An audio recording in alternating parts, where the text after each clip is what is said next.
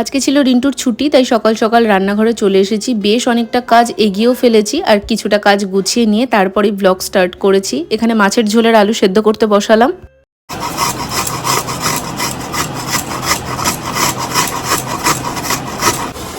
Good morning everyone, welcome back to my channel. কেমন আছো তোমরা সবাই? আশা করছি সবাই খুব ভালো আছো, আমিও বেশ ভালো আছি।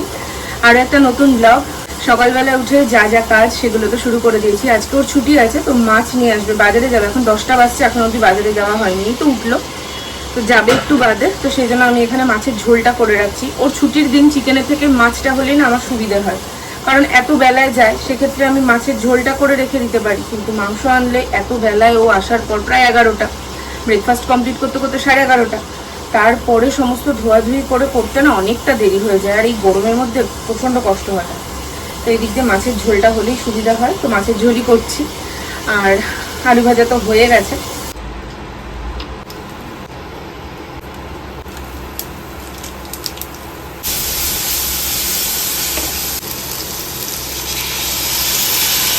রান্না করতে করতে চলো তোমাদের সঙ্গে কিছু মনের কথা শেয়ার করা যাক। আমি রান্নায় খুব একটা কোনোদিনই ছিলাম না, কারণ বিয়ের আগে আমাকে সেভাবে রান্না বান্না করতে হয়নি। আর বিয়ের পর টুকটাক যখন করা শুরু করলাম, তখন না আমি গুছিয়ে সব দিকটা করতেও পারতাম না। আর রান্নার যে টেস্ট একদম দারুণ হতো তেমনটাও না। আর দেখবে যে কাজটা ভালো হয় না সে কাজটা করতেও ইচ্ছা হয় না। তো আমার না সে কারণে রান্না করতে একদমই ভালো লাগতো না। তবে এখন আস্তে আস্তে ইউটিউবের দৌলতেই বলো আর অল্প অল্প ইন্টারেস্টও আসছে সেই দৌলতেই বলো, রান্নাগুলো কিন্তু টুকটাক বেশ ভালোই হয়। তো এখন না রান্না বান্না করতেও ভালোই লাগে। ওদিকে তো দেখলে রিন্টু বাজারে চলে গেছিল, মাছ নিয়ে এসেছে, তার সঙ্গে কিছু সবজি বাজার করে এনেছে। আর ব্রেকফাস্টের জন্য নিয়ে এসেছিল এই নানপুরি বা ডালপুরি, যেটাই বলো। ডালপুরি না, অ্যাকচুয়ালি এগুলো নানপুরি বা লুচি বলা চলে। লাল শাক নিয়ে এসেছে, লাল শাক খেতে আমার ভীষণ ভালো লাগে। আমার এই শাক সবজি খেতে বিয়ের আগে একদমই ভালো লাগতো না, কিন্তু জানি না কি হয়েছে, এখন আমার সবজি খেতে খুব ভালো লাগে।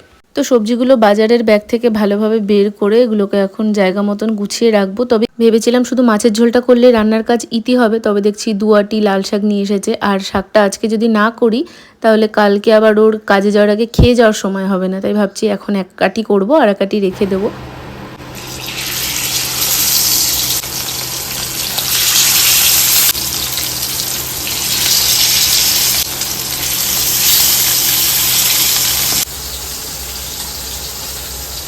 জানো তো, বিয়ের পর প্রত্যেকটা মেয়েই চায় নিজের হাতে সুন্দর করে গুছিয়ে সাজিয়ে সমস্ত কাজ করতে, বা আস্তে আস্তে যারা কাজ জানে না তারা শিখতেও চায়। তবে প্রবলেমটা কোথায় হয়, কাজ সবাই শিখে জন্মায় না, আর অনেকেই বিয়ের আগে কিন্তু অনেক কাজই পারে না। তবে ওই যে বিয়ের পর কথা শুনতে হয় উঠতে বসতে খেতে শুতে, ভালোগুলো বাদ দিয়ে শুধুমাত্র চোখে ভুলগুলোই ধরানো হয়, সেই থেকে না আস্তে আস্তে সবের ইন্টারেস্ট যেতে থাকে। রান্নাবান্না কমপ্লিট করে স্নানটাও সেরে ফেলেছি, বাইরের সমস্ত কাজও কমপ্লিট। তবে বাইরে বেশ ভালো মেঘ করেছে, টানা কয়েকটা দিন খুব গরম পড়েছিল। আর আজকে ওর ছুটির দিন, বাইরে এরকম মেঘ দেখে ও তো ভীষণ খুশি হয়ে গেছে। ওর ছুটির দিনটা যদি বৃষ্টি হয় ও আলাদাই আনন্দে থাকে, ঘরটা ঠান্ডা হয়ে যায় আর ঘুমও বেশ ভালো হয়। লাঞ্চ কমপ্লিট করে ঘুমিয়ে পড়েছিলাম, আর তারপর সন্ধ্যেবেলাতে আমাদের আজকে একটু বেরোনোর প্ল্যান হয়েছে, সেই জন্যই চটপট করে এখানে রেডি হচ্ছিলাম। আসলে পুজোর সময়টায় যেহেতু টানা কাজ থাকে, তখন আর কোনো রকম ছুটি থাকে না, সেই জন্য পুজোর আগে লাস্ট 2 উইক আমরা ঘুরতে বেরিয়েছিলাম।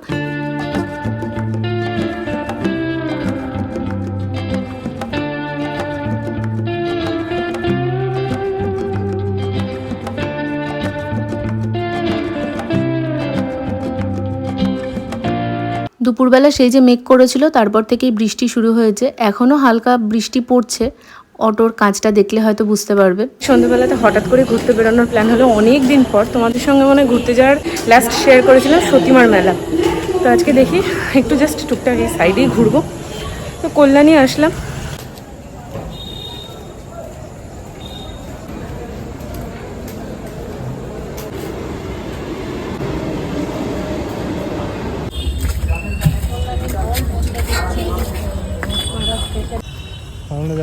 হ্যাঁ,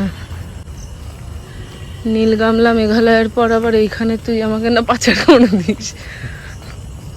কোন দিক যাবো ভাই? আবার দেখছিস যেদিকে কেউ নেই সেদিকে আমরা যাচ্ছি। এদিকে সত্যি লাইট দেওয়া উচিত, মানে কেমন এই দিক দিয়ে আমার মতন ভুল কেউ করো না, প্রচন্ড বিশ্বস্ত মানুষ যারা উচিত না। এত অন্ধকার, এত অন্ধকার। এখানে একটা বড় হ্যালোজেন দিয়েছে, কিন্তু ওদিকে তো যাচ্ছেই না তার আলো।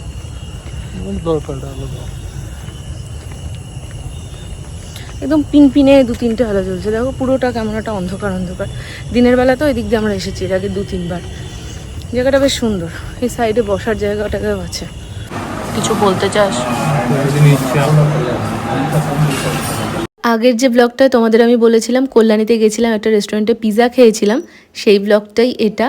ওই আগে পরে হয়ে গেছে, তোমাদের তো বললামই। আসলে ওই ব্লগটা আমার তাও এডিট করা কমপ্লিট ছিল, আর এই ব্লগটায় না ভয়েস দেওয়ার কাজটা কমপ্লিট ছিল না, সেই জন্য এটা দিতে লেট হলো। আর ওই দিন আমার 1700 সাবস্ক্রাইবারও কমপ্লিট হয়েছে।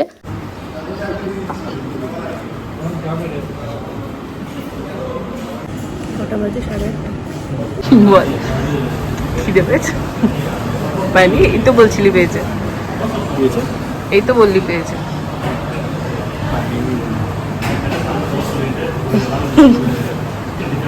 এখন বসে বসে প্ল্যান করছি নেক্সট কোনো আর একদিন ছুটির দিন দেখে কোথায় যাবো। তাই আমি বললাম অনেকদিন দাদা বৌদিতে যাওয়া হয়নি, দাদা বৌদিতে যাবো মাটন বিরিয়ানি খেতে। তারপরে প্ল্যান হলো যে না, ওখানে না নৈহাটিতে, কোথায় ওটা, কোন রাজকেবিন। এর আগে আমি রূপকথা যখন সবাই মিট করেছিলাম তখন ওখানেই গেছিলাম, তো ওখানে যাবো ঠিক হলো। তারপরে ওটা মানে আর কি ক্যান্সেল হয়ে ঠিক হলো কল্যাণীতে আদি ঢাকেশ্বরী, সরি ঢাকেশ্বরী প্যালেস।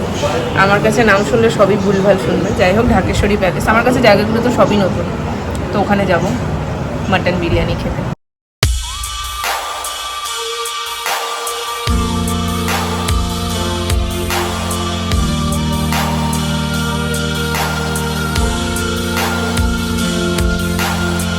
তো আমাদের অর্ডার এখানে চলে এসেছে, চিকেন পিৎজা নিয়েছিলাম। আচ্ছা, পিৎজার ওপর কারা সস খাও আর কারা সস খাও না আমাকে অবশ্যই কমেন্টে জানিও। আমাদের সস খেতে খুব ভালো লাগে দুজনারই। অনেকেই দেখেছি সসটা পছন্দ করে না পিৎজার সাথে, বাট আমরা নিয়েছিলাম। এটা একটা কিছু ফ্লেভার্ড সস ছিল, আমার ঠিক নামটা এই মুহূর্তে মনে নেই।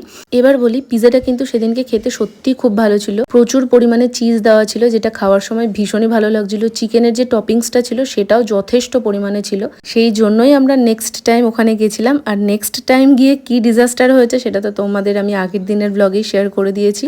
তবে যাই বলো, আমার কাছে ডমিনোজের পিৎজা হলো দি বেস্ট। এত ভালো টেস্ট হয় ওই পিৎজাটার, আর চিজের যে ফ্লেভারটা আসে ওটার মতন আমার আর কোথাও এর পিৎজা লাগে না। তবে ইচ্ছা আছে ওভেন স্টোরির পিৎজা কখনো ট্রাই করার, শুনেছি ওটাও বেশ ভালো, তবে কখনো ট্রাই করা হয়নি। তোমরা যদি কেউ ট্রাই করে থাকো অবশ্যই আমাকে কমেন্টে জানিও।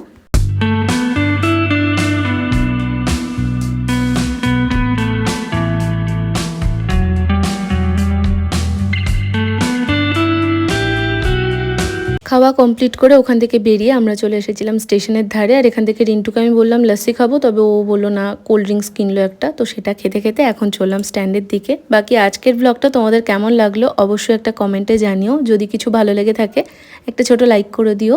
যদি চ্যানেলে প্রথম হয়ে থাকো তাহলে তো জানোই, সাবস্ক্রাইব করে পাশে থেকে যেও। দেখা হবে খুব শিগগিরই নতুন কোনো ভিডিওতে। আজকের মতন tata, love you guys, by.